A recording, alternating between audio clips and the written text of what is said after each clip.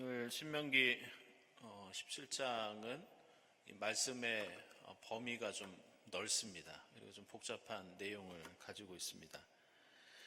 지난 시간에 말씀드렸듯이 16장 18절부터 22절까지 내용은 지난 시간에 생략했는데, 왜냐하면 17장과 더 관련이 깊기 때문입니다. 그리고 18장 전체 내용도 17장의 연장선상에서 이해할 수 있습니다. 그래서 신명기 16장 18절부터 18장 22절까지가 하나의 단락으로 보는데, 그 이유는 이 단락이 비슷한 내용을 갖고 있기 때문입니다. 그 내용은 고대 이스라엘 사회의 지도자들에 관한 내용을 담고 있습니다. 그래서 구조를 좀 보면요, 16장 18절부터 17장 13절까지는 그 지도자들 가운데에서 재판관에 대한 말씀입니다. 그리고 오늘 14절부터 20절까지는 왕에 대해서 다루고 있고요. 그리고 18장 1절부터 8절까지는 제사장과 레위인, 그리고 9절부터 22절까지 18장 나머지 부분이죠. 예언자에 대해서 말씀하고 있습니다. 오늘은 16장 뒷부분 그리고 17장 전체 내용을 살펴보고, 다음 주에 18장은 아마 우리 홍임수 목사님이 맡으신 걸로 알고 있는데, 어쨌든 같이 한 단위로 그렇게 생각하시면 되겠습니다.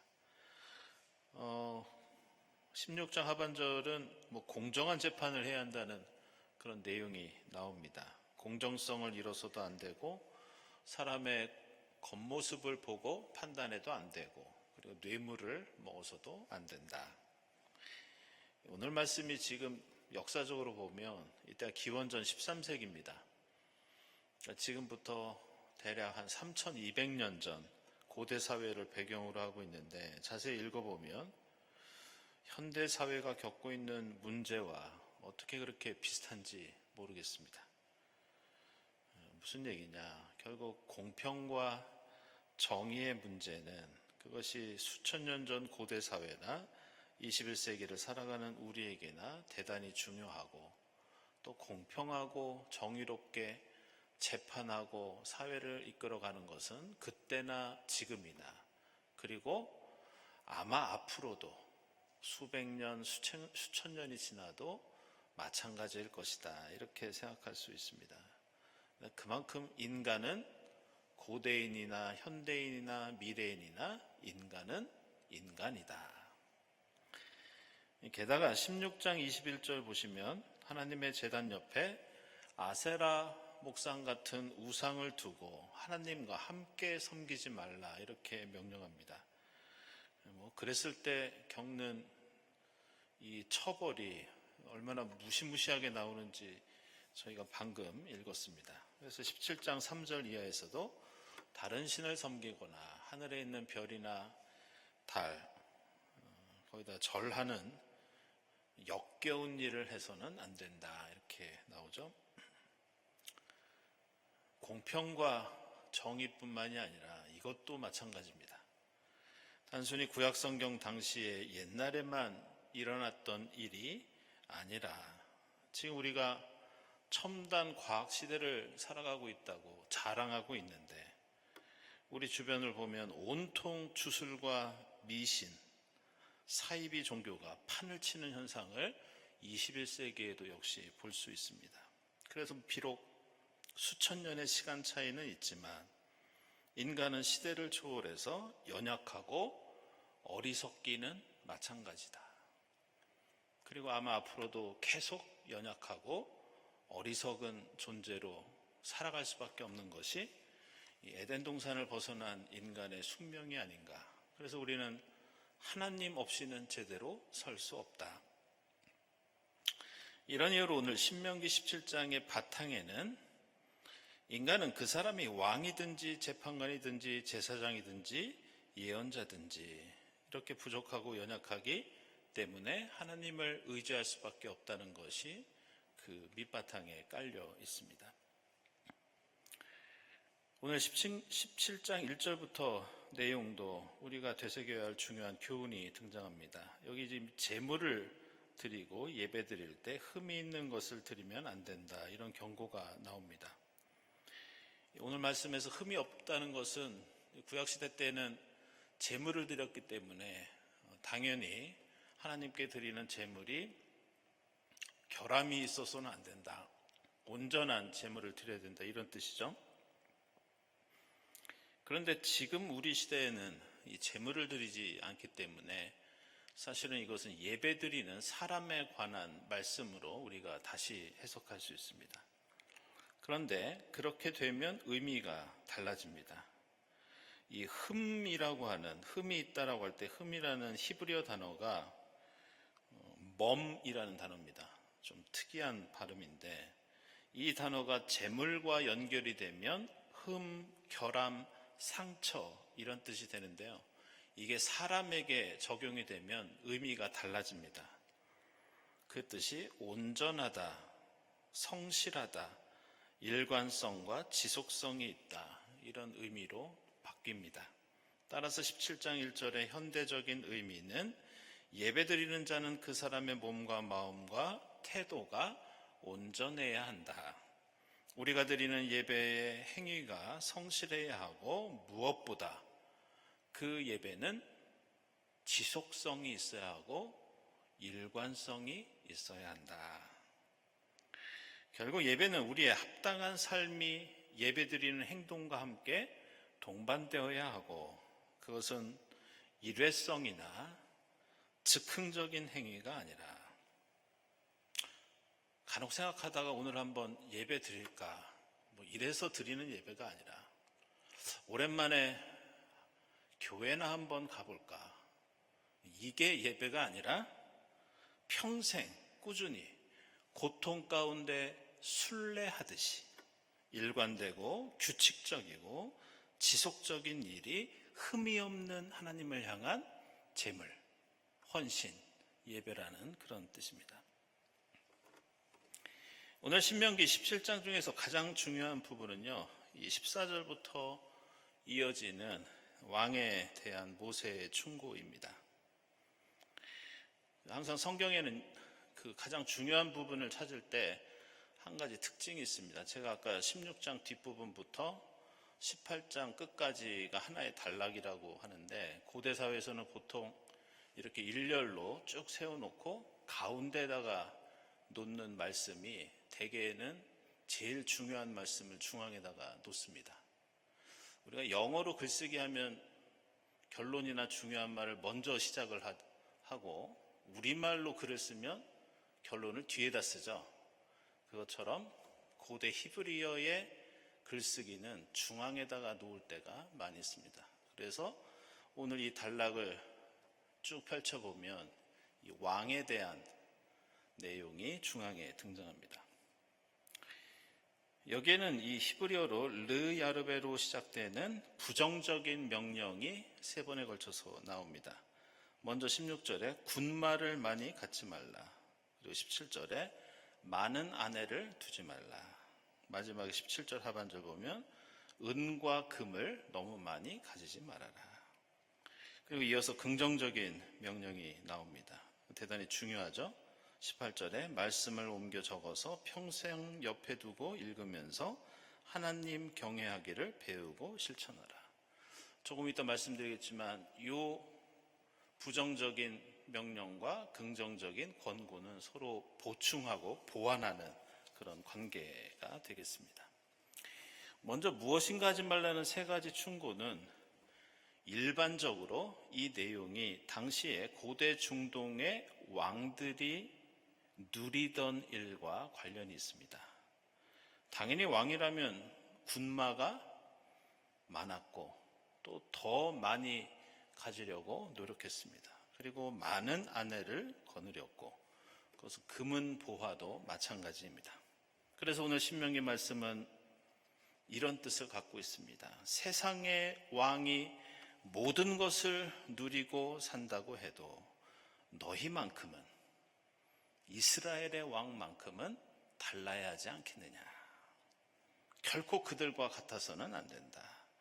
자신의 권력을 스스로 줄이면서 그 빈자리를 이어서 나오는 18절 말씀처럼 하나님의 말씀과 뜻으로 채워야 한다. 이것이 왕을 비롯한 하나님의 백성이 가져야 하는 기본적인 삶의 자세입니다.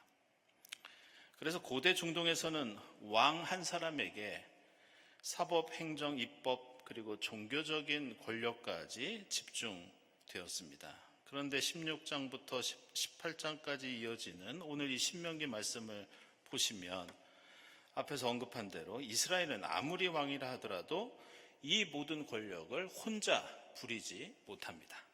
그래서 권력에 대한 성경의 입장, 재판관 따로, 제사장 따로, 예언자 따로, 그리고 왕 따로 권한을 분배하고 왕조차도 마음대로 나라를 다스리는 것이 아니라 하나님의 말씀에 철저히 순종해야 합니다.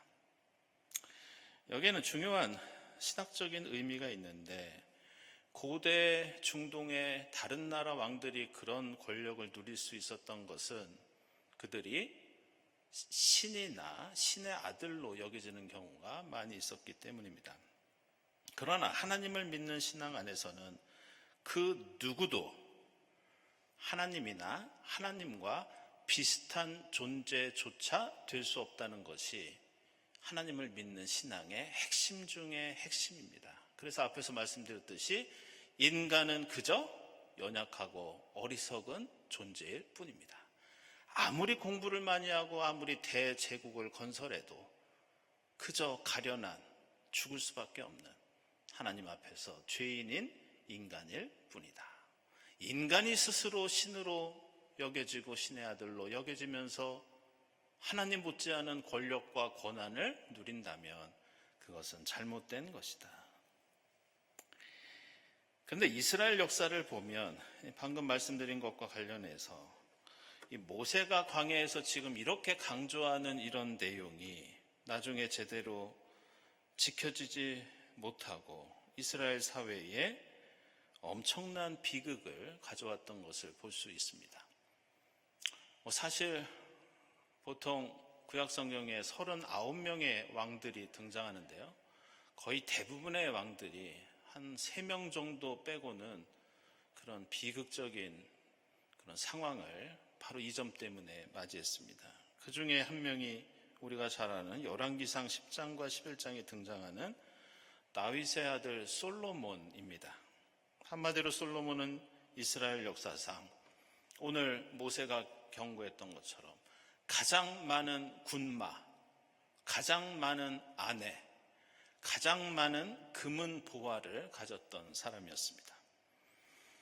그것 때문에 가장 지혜로웠던 왕이 나중에는 졸지에 역사상 가장 어리석고 나라를 망친 그런 인물로 어떻게 보면 추락하고 맙니다. 그 결정적인 계기는 자신의 권력을 하나님 앞에서 겸손히 낮추고 줄이려고 하지 않고 오히려 늘리려고 했고 채우려고 했고 높이려고 했기 때문입니다. 그러면서 사법, 행정, 입법 그리고 종교적인 권한까지 차지하면서 하나님의 말씀을 멀리하고 결국 솔로몬은 본인도 불행해지고 나라도 불행해지는 그런 비극을 겪게 됩니다. 이처럼 오늘 신명기 17장은 한마디로 이스라엘 공동체의 지도자에 관한 말씀인데 그 핵심적인 내용은 간단합니다. 어떤 인간이라도 힘과 지혜와 능력이 있다고 생각하더라도 그것은 마음껏 누리려고 주어진 것이 아니다. 그런 것은 이방 종교나 이방신을 섬기는 그런 문화에서나 하는 짓이다. 자신의 부족함을 고백하고 자신이 가진 능력이 하나님이 주신 것임을 깨달으면서 하나님의 뜻을 이루는데 그것을 사용하는 선한 일꾼이 되어야 한다. 이것이 모세가 가나안 땅을 목전에 두고 그 늙은 나이에 생명이 다하도록 마지막까지 고별 설교를 통해서 이스라엘에게 강조하고 있는 말씀입니다. 이제 이 핵심적인 내용을 전제로 몇 가지 세부적인 교훈을 살펴보면 첫 번째로 14절에 나오는 땅에 대해서 생각해 봐야 합니다. 그 말씀을 보시면 이런 표현이 나옵니다. 하나님이 주시는 그 땅. 14절에 이렇게 나오죠. 이게 구약 성경에서 대단히 중요한 신학적인 주제입니다. 땅은 하나님의 백성이 스스로 쟁취하는 것이 아니라 철저히 하나님께서 주신 것이다. 그리고 영원히 그 땅은 하나님의 소유이다. 자본주의를 살고 있는 지금의 현실과는 매우 동떨어져 보이지만 땅의 원래의 취지와 또 우리 사회와 이 세계가 안고 있는 여러 가지 문제들을 생각해 보면 사실 대단히 옳은 말이라고 할 수 있습니다. 땅은 일찍이 창세기를 보면 하나님께서 아브라함에게 약속하신 것이 나중에 성취됨으로써 이스라엘에게 주어진 것이고, 그래서 레위기 25장 23절에서도 땅은 하나님의 것 이렇게 강조되고 있습니다. 그리고 이스라엘은 어떤 존재냐? 바로 그 땅 위에서 사는 나그네다. 우리는 모두 나그네다. 그래서 하나님께 의지해야 된다. 그리고 나그네끼리 이웃들을 돌보면서 함께 연대하고 살아야 된다. 내가 아무리 떵떵거리고 살더라도 결국은 언젠가는 떠날 수밖에 없고 병들고 죽을 수밖에 없는 나그네 아니냐. 어떻게 하나님을 의지하지 않고 그렇게 대담하게 살 수 있느냐. 어떻게 같은 나그네끼리 오늘 장로님 기도처럼 맨날 그렇게 싸우고 서로 미워하며 살 수 있느냐. 이게 기본적인 구약 성경의 신학적인 틀입니다. 땅이 하나님의 것이라면 당연히 그 땅에서 이루어지는 정치 권력의 통치 행위도 왕이 아니라 하나님이 주인이 될 수밖에 없습니다. 그게 당연한 논리입니다. 왜냐하면 세상에 어떤 왕이나 권력자가 자신의 땅이 없이 땅을 빌려서 권력을 누리면서 사는 사람은 역사상 거의 없었습니다. 그래서 왕이나 권력자의 가장 큰 욕망은 영토를 지키고 때에 따라서 다른 나라의 땅을 빼앗는 일이었습니다. 결국 오늘 말씀처럼 땅이 하나님의 것이라면 당연히 권력도 하나님의 것이고 왕은 일꾼이며 하나님만이 진정한 이스라엘의 통치자라는 것이 이 땅의 신학에 내포된 중요한 내용입니다. 두 번째로 우리는 이런 이유로 14절과 15절에 주목할 필요가 있는데, 자세히 보시면 이 14절, 15절 두 절밖에 되지 않는 이 말씀 속에 세우다라고 하는 단어가 4번에 걸쳐서 등장합니다. 그런데 여기에는 사람이 주어가 되어서 세운다라는 말이 능동태로 나오고, 다른 한편으로는 하나님에 의해서 인간이 세워진다라고 하는 수동태가 나옵니다. 결국 이스라엘의 지도자로서 자신도 지도자로 평생을 살아온 지금 이 모세가 강조하는 것은 지도자는 사람이 세우거나 스스로 그 자리를 쟁취하는 것이 아니다. 하나님께서 모세를 부르시고 세우시고 힘과 지혜를 주신 것처럼 하나님의 일꾼은 철저히 하나님께서 택하시고 하나님에 의해서 세워지고 하나님의 능력에 의해서 그 일을 감당하는 사람들이다. 실제로 이스라엘 역사를 보면 바로 이러한 능동태와 수동태의 역설이 언제나 역사 속에 들어맞았던 것을 볼 수 있습니다. 하나님 없이 나 스스로 모든 일을 할 수 있다고 자만한 사람은 모두 실패했습니다. 자신의 권위를 스스로 세우고 과도하게 누리려고 했을 때 그 사람에게도 비극이 되었고 타인에게도 불행이 되었던 것을 우리는 성경을 통해서, 이스라엘 역사를 통해서 볼 수 있습니다. 반대로 하나님, 저는 부족합니다. 저는 아무것도 아닙니다. 저를 붙잡아 세워주시지 않으면 저는 제대로 설 수 없습니다. 하나님은 그런 사람들을 통해서 역사하셨고 하나님의 구원의 역사를 이루셨습니다.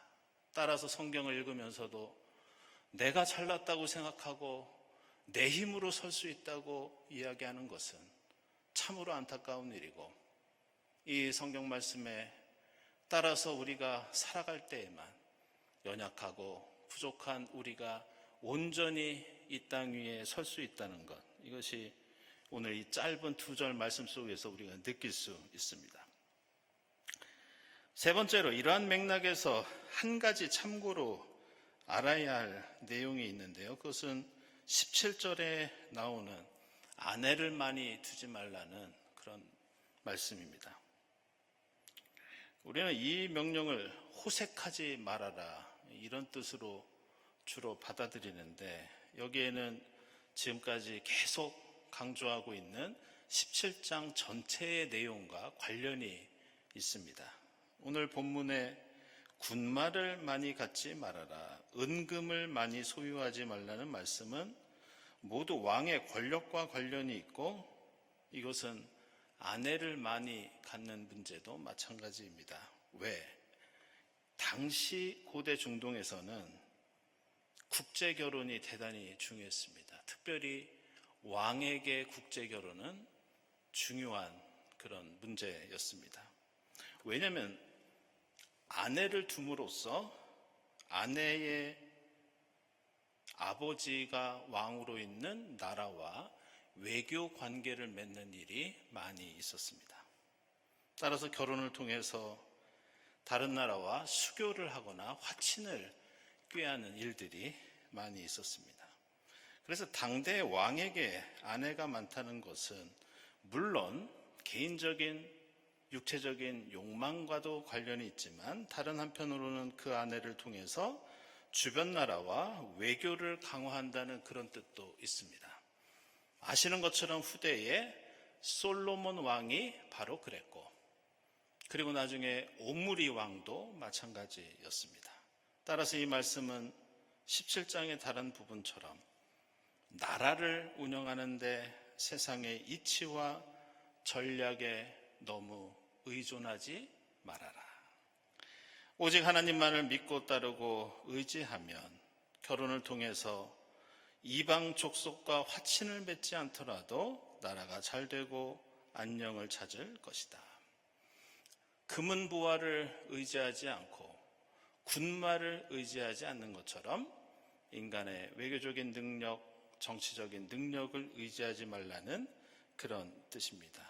오히려 솔로몬의 경우처럼 아내를 많이 두고 국제결혼을 많이 했던 것은 하나님을 향한 신앙을 오염시키고 야훼 신앙의 가치를 훼손시킬 위험이 있다. 따라서 이것은 개인적인 가정사에 대한 말씀이 아니라 정치적인 의미가 오늘 이 17절 말씀 속에 담겨 있습니다. 네 번째로, 우리가 예상하지 못한 신명기의 중요한 특징 하나가 더 있는데요. 그것은 신명기가 교육의 책입니다. 이 히브리어 단어 중에서 가르치다, 그리고 여기에서 파생된 말이 배우다입니다. 그런데 이 말이 모세오경 가운데 신명기에만 등장합니다.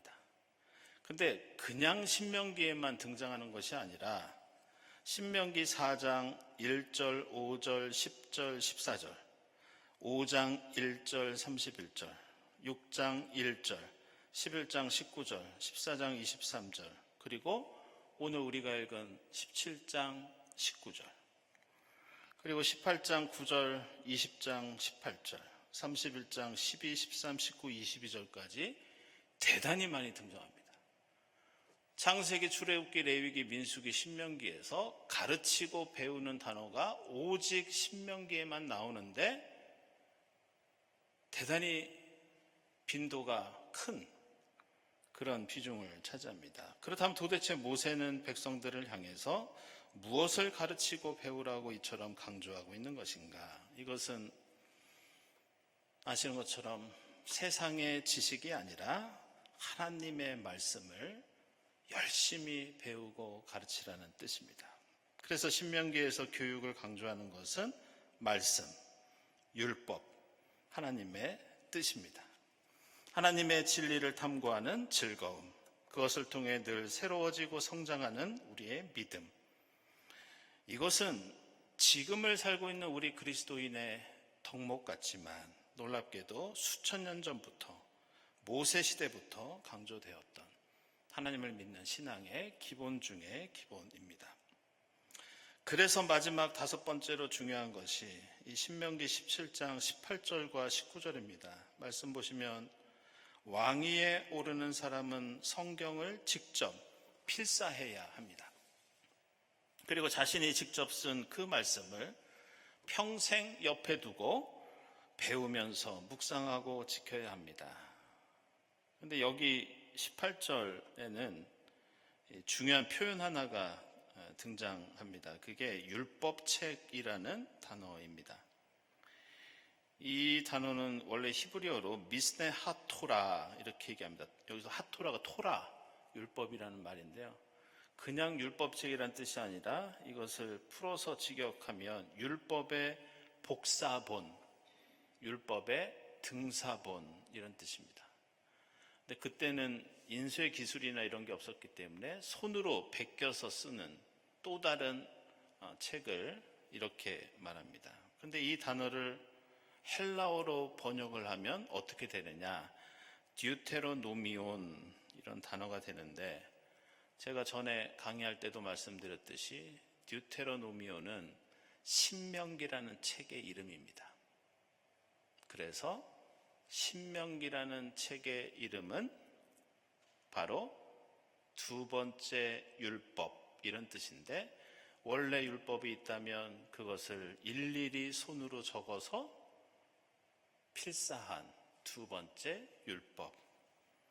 그리고 오늘 18절 바로 밑에 각주 보시면 그 내용이 자세히 설명되어 있습니다. 결국 신명기라는 책의 핵심적인 의미와 목적은 말씀을 손으로 써서 평생 옆에 두고 묵상하면서 하나님을 두려워하고 그 뜻대로 살기 위해서 최선의 노력을 다하는 것. 각 가정과 공동체와 나라가 이 말씀을 배우고 가르치면서 세대에서 세대로 하나님의 뜻이 이어지도록 하는 것. 이것이 듀테로노미온 신명기의 목적입니다.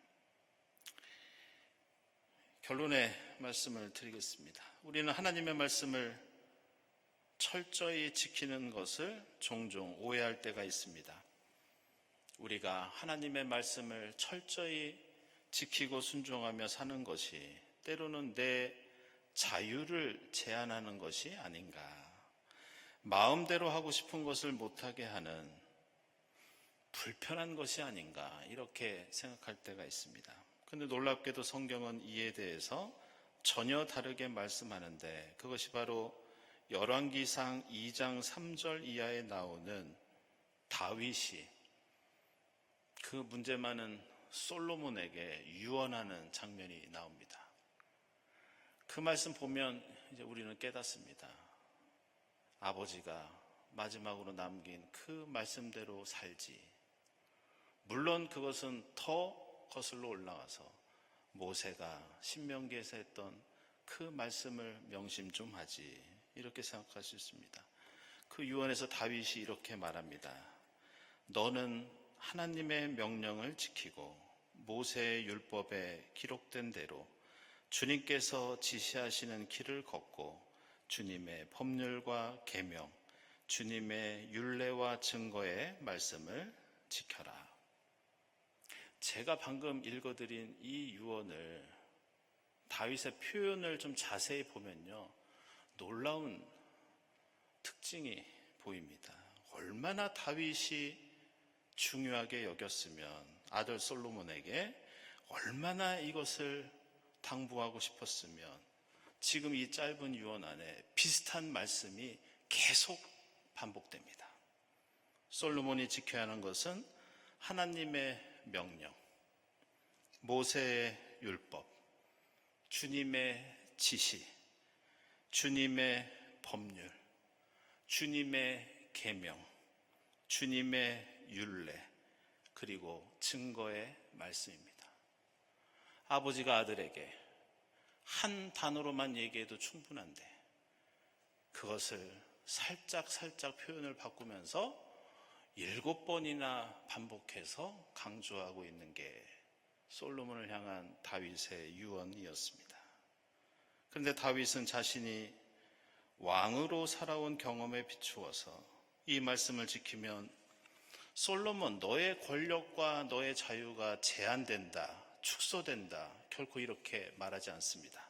오히려 다윗은 이 말씀 다음에 이렇게 얘기합니다. 이렇게 말씀대로 살면 내가 무엇을 하든지 어디를 가든지 모든 일이 형통할 것이다. 또한 주님께서 너의 왕권을 인정해 주시고 심지어 그 왕권이 후손까지 이어지도록 인도해 주실 것이다. 이렇게 말합니다. 이것은 성경의 다른 곳에서도 찾아볼 수 있는 특징입니다. 여호수아기 1장 7절과 8절을 보면 모세의 뒤를 이어 여호수아가 이스라엘의 지도자가 됩니다. 그런데 여호수아가 가지고 있었던 권한, 그의 지도력의 근거와 정당성이 무엇이었느냐?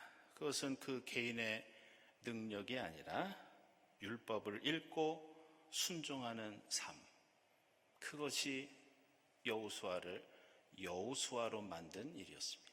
여호수아의 권한을 축소하는 것이 아니라 여호수아의 권한을 확증해주고 정당성을 부여해주고 그것을 도와주는 역할을 했습니다.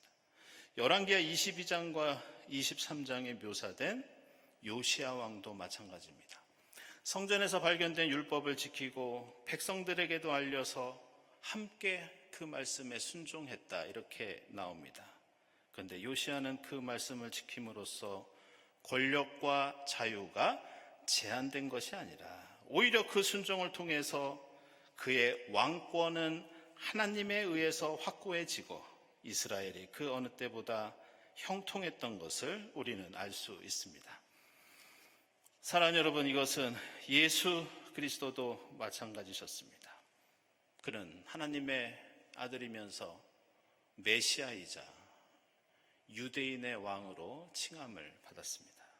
그러나 평생 자신의 권리를 주장한 적이 없었고 오직 하나님의 말씀과 뜻을 지키고 이루는 데만 집중하셨습니다. 비록 그 순종이 모욕과 천대, 십자가의 길로 걸어가게 했지만 주님께서는 그 순종을 통해 놀라운 구원과 생명의 역사를 이루시고 무엇보다 하나님의 그 말씀과 뜻에 순종하심으로써 예수가 구원자요 메시아이심을 세상에 명백히 드러내셨습니다. 따라서 우리가 하나님의 말씀을 철저히 지키면 당장은 하지 말아야 할 것도 많고 반드시 해야 하는 책임과 의무도 있지만 이 말씀은 광야 같은 인생길을 걸어가는 우리가 좌우로 치우치지 않도록 도와줍니다. 이 말씀이 우리를 바른 길로, 생명의 길로, 약속의 땅으로 인도하시고 이 말씀이 우리를 왕 같은 제사장으로 하나님의 말씀을 선포하고 드러내는 예언자로 우리로 하여금 살아가게 하십니다. 성령 강림의 절기를 보내면서 이 말씀 붙잡고 주님과 담대히 동행하는 여러분이 될 수 있기를 바랍니다. 말씀을 묵상하면서 함께 기도드리겠습니다.